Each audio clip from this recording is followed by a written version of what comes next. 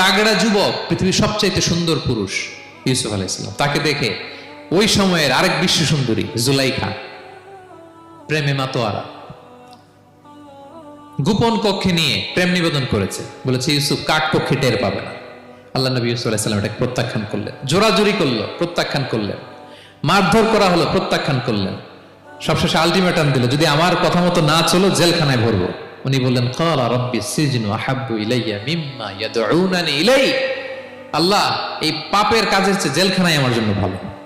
বিনা অপরাধে, বিনা দোষে এক যুগ মিথ্যা অপবাদে কারাবন্দী ছিলেন সাইয়েদনা ইউসুফ আলাইহিস সালাম। তারপরেও চরিত্রের ব্যাপারে এক বিন্দুও কম্প্রোমাইজ করেন।